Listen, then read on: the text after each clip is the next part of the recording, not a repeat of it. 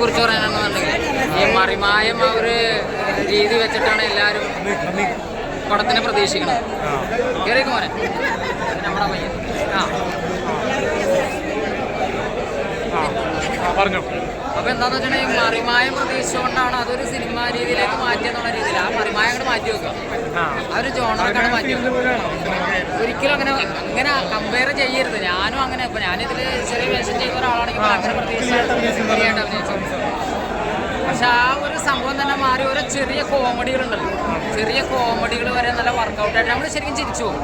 നമ്മുടെ സെറ്റിൽ ഷൂട്ട് അടക്കം ഉണ്ടായിരുന്ന ആളുകളാണ്, എന്നിട്ട് ഓരോ സ്ക്രീനിൽ കാണുമ്പോൾ നമ്മൾ ചിരിച്ചു പോകും. ഞാൻ അങ്ങനെ പെട്ടെന്ന് ചിരിക്കാത്ത ഒരാളാണ്. എൻ്റെ കോമഡി കണ്ടപ്പോൾ ഞാൻ ചിരിക്കൂല, അങ്ങനത്തെ ഒരാളാണ്. പക്ഷെ പടം മൊത്തത്തിൽ ഒരു ക്ലൈമാക്സ് സീനൊക്കെ നമ്മൾ പ്രതീക്ഷിക്കാത്ത രീതിയിലേക്ക് പോകുന്നു.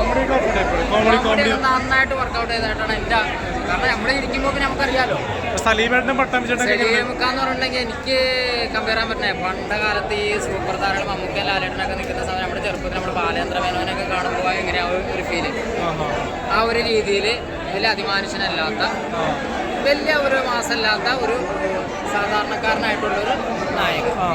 അതുപോലെ തന്നെ മണികണ്ഠൻ ചേട്ടനാണെന്നുണ്ടെങ്കിലും പുള്ളിയുടെ ആ ഒരു രീതികൾ അറിയാലോ, പുള്ളിയുടെ ഒരു ശൈലിയൊക്കെ നന്നായിട്ട്. അയ്യോ, നമ്മുടെ പടത്തിനെ പറ്റിയിട്ട് ഭയങ്കര രസമുള്ള പടമാണ്. ഞാൻ ഒരുപാട് എൻജോയ് ചെയ്തു. പ്രേക്ഷക എന്നുള്ള നിലയ്ക്ക് ഒരുപാട് എൻജോയ് ചെയ്തു.